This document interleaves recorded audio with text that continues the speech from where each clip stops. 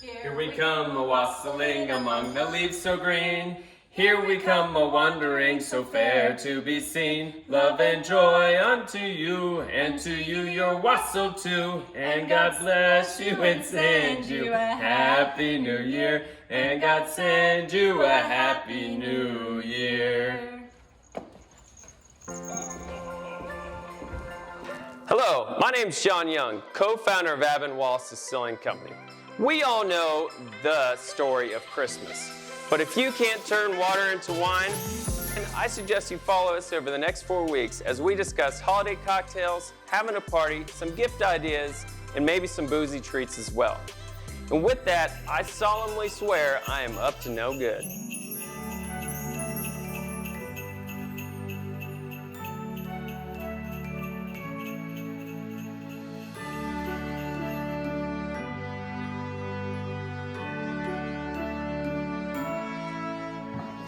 So let's begin. My wife and I came in singing some wassail. What is wassail? It's Old Norse for in good health. Now, the Nordic people used to celebrate the harvest season. A lot of people celebrated harvest season.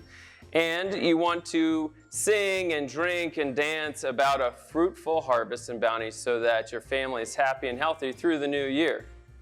Wassail's a little bit, it's like fire and cider, but it's a little bit different. I could make you a spiked cider, but I think I want to take it a little bit further. It's under that same mulled wine, hot cider, hot toddy, but I'm going to do a couple tips and tricks and something a little bit different to make sure we're maximizing your flavor. All right, so we need some apple cider. Totally had that. Ready. Big B's. It's on the western slope of Colorado, delicious Colorado apple cider.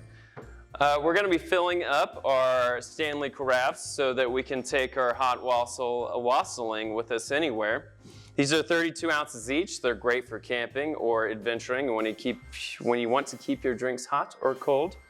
We're going to be filling 2 of them. So we got 64 ounces, and that's what we're going to be aiming for as we make our beverages. So it depends on how you like to drink and what kind of crowd you have, but usually we go for like a 4-to-1 ratio of booze to water or liquid or juice so that we're kind of bringing down the ABV and having it nice and delicious for everyone. But if your family's really annoying or you just like it a little stronger or it's really cold outside, you could do 2-to-1. You know, it's up to you. I definitely suggest trying everything as you go so you're happy with the end product. All right, so we already have some cider in here getting hot. Let's make it hot. I should probably have a measuring cup would be good. Measuring cup. Voila! It's that easy. Isn't it wonderful? All right, so we have 32 ounces in there so far. We need another 32 ounces. So that's 8. I do want to stress that putting the booze in should happen last. If you heat something up with booze in it, you're going to distill the booze off. And there won't be any alcohol left in there. So like mulled wine, I'm not sure how you do that. You don't get it too hot because you don't want to evaporate all the booze and then not have the good stuff in there to drink. So I like to heat up all my ingredients first and then add the booze in there later on so that it doesn't evaporate and you still have that nice warming ethanol in there for you to enjoy. All right, we're gonna go ahead and put some lemon and orange in there. Wow, these things are massive. This is a lemon juicer, but I'm not so sure it was ready for this guy.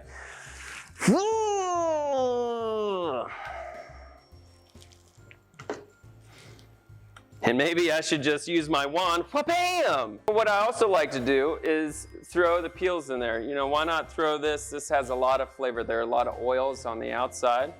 Throw it in there. It looks nice. It'll taste great. All right, so we got the juice of 1 lemon. Top that up with some apple. That's 2. We need 2 more. Let's do a juice and an orange.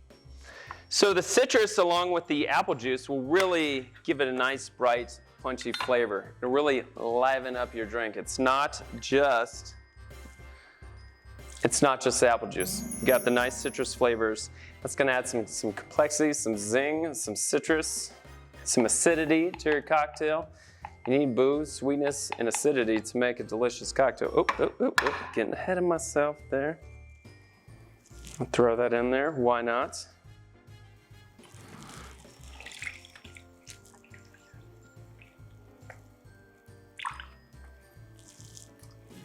Okay, and those peels have a lot of natural oils in them. So go ahead and throw them in, boil them up, and you'll get some more orangey citrus flavor out of there. All right, we need one more. No, we don't. This one's supposed to be the booze. So you set that aside for the kiddies, just in case they need a little more hot cider. The last one is our alcohol going in there. We cannot forget about that. Actually, we'll need 2 cups there. Okay, and I'd like to throw a little bit of ginger in there. Why not? You know, it'll act to spice things up a little bit. You will strain all this out later on, so I would just cut some nice thin slices.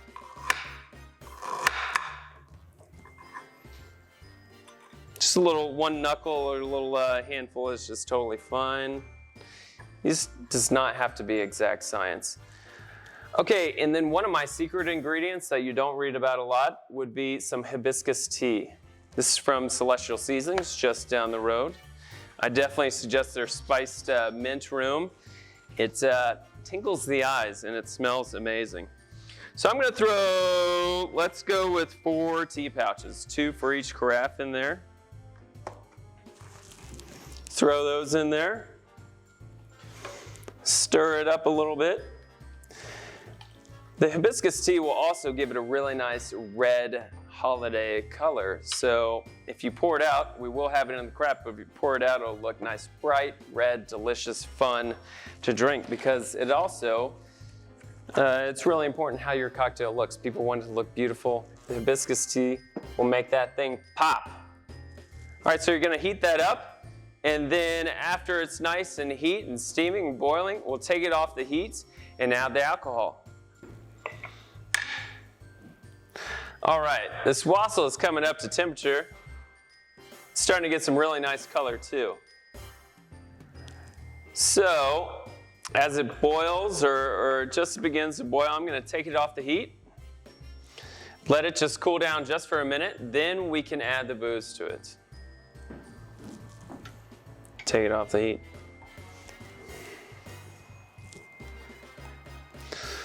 All right, I'm gonna put it on a cutting board here. Should be all right.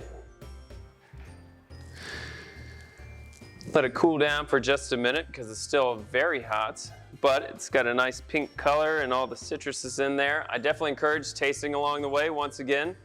It's really got a nice tart and sour zing to it, so not your typical hot cider. Now, I think a winter favorite would be the fire or a whiskey in there. It's gonna have that warming sensation all the way down. With the cinnamon and ginger, it's gonna give some nice spice. So you can't go wrong with Long Tucky's Fire. Some bourbon would be great, but at the distillery, at Abbott & Wallace Distilling, we really love the Luska spice rum. It has an amazing amount of baking spices in there. We start with whole vanilla beans, black cardamom, mace, coriander, allspice, some cloves, cinnamon, ginger, all the fun things you're gonna want in your seasonal cocktail. That is why I also went citrus forward in the drink itself, because we could add a lot of those nice spices with the Luska spice rum. So I poured too much cider earlier. Should just send that back into the old jug. That'll be good for later. Get our carafe ready. This is gonna be nice and hot. I think let's go ahead and put the booze in there, and then we can divvy out the wassail between the 2 carafes.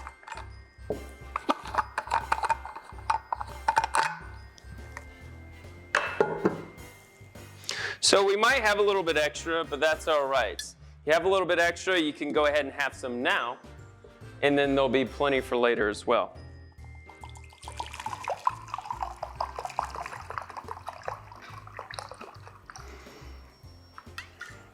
So I ended up going with a 3-to-1 ratio. That'll take this 45% rum down to 15% roughly on the cocktail, which is like a strong glass of wine, but it's cold outside. You're gonna be singing, having a good time with friends. And if you want, put less in there. That's all right. You need to make sure this tastes just right for you. Speaking of, I should probably taste it before we put it in the carafe.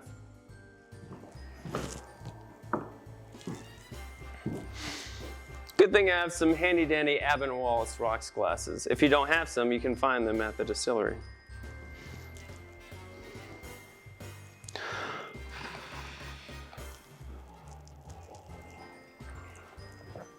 Oh, yeah, that's good. That's delicious. It's a nice balance of spice, tart, sour, sweet.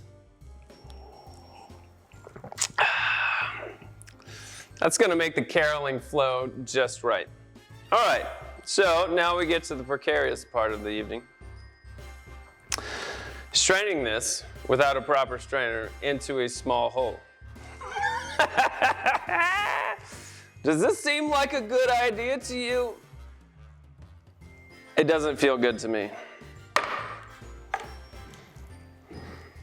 With that, we've magically transferred our wassail into the carafe, and I had a little left over for my cup here.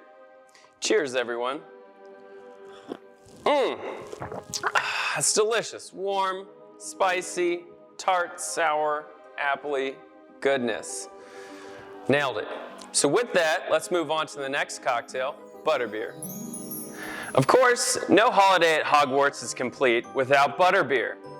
Now, I've scoured the internet looking for the perfect recipe, and most of them look too sweet.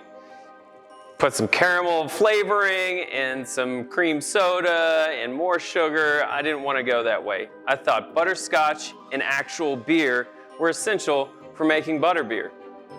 So to get that rolling, we're gonna make some butterscotch, homemade. Don't buy the shit in the jar.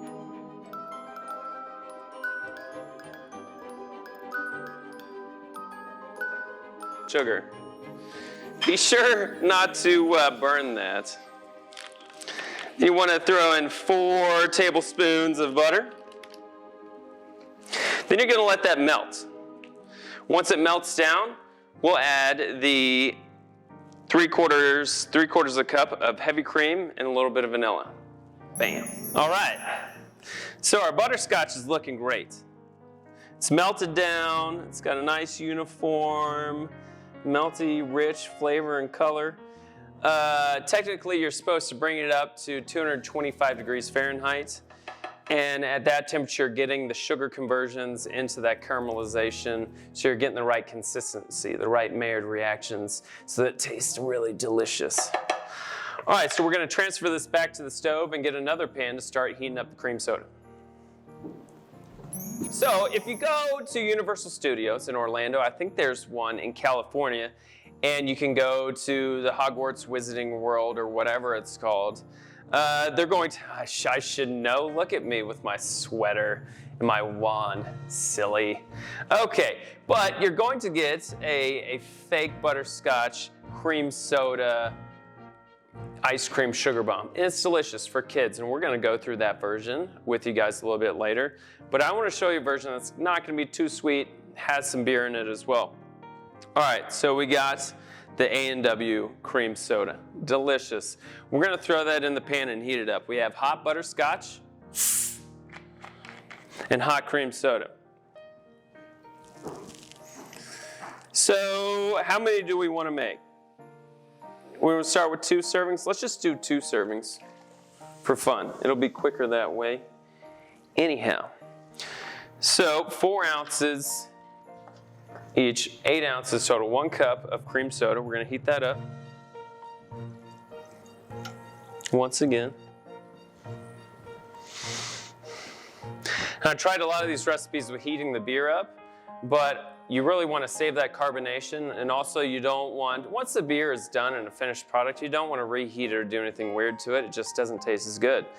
Heat cream soda up, it's still going to taste like hot cream soda, which is all right to me. So we're going to heat the cream soda up. It's going to lose all the carbonation, but we'll add the beer in, and that'll add those nice fizzy bubbles to it. So while this is heating up, we can measure out the butterscotch.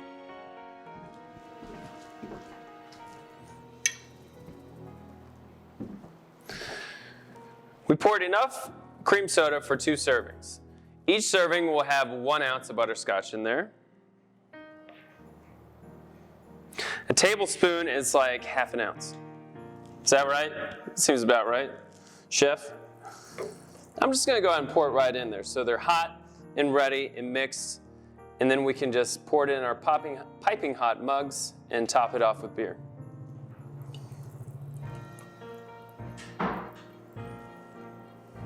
So 4 tablespoons of butterscotch. Seems like a lot, but this is supposed to be a nice, rich holiday cocktail. And we'll cut it with the beer. And the hops kind of balance out that flavor. All right, so we have 2 ounces in there. Starting to get nice and hot.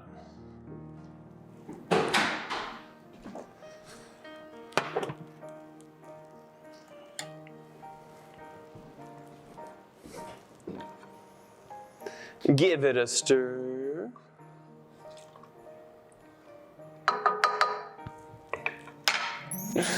All right, and we're hot. Let's get some mugs. Oh, some nice Christmas mugs. How appropriate. Okay, we made 2 servings. These should be just about the right size. I would just pour straight into it.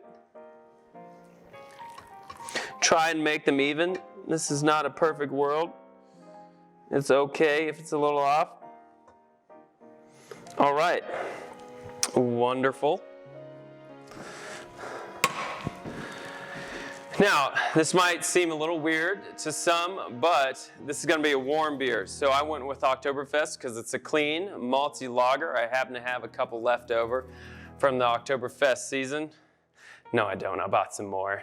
But it's a hot drink, so I wanted the warm beer so that once you poured it in there, it'd still be nice and warm for you.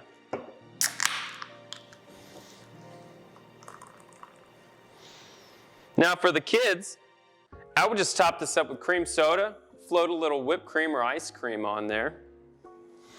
But for the adults, we'll go with beer. And if someone wants a real winter warmer, you can put a little spice rum or bourbon in there, and that would be delicious. So it'll actually help really round out the flavors. Butterbeer. Cheers.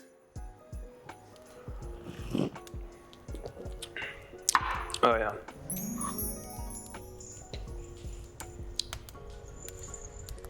I really can't stay. Baby, it's cold outside. Have to go away. Baby, it's cold outside. This really has been hoping you'd drop so in. very nice. I'll hold your hands, they're just like ice. Oh. All right, we're good. Got it. Maybe I shouldn't do this little pop. I should just be like, bam! I am Merlin. I'm not even Harry Potter.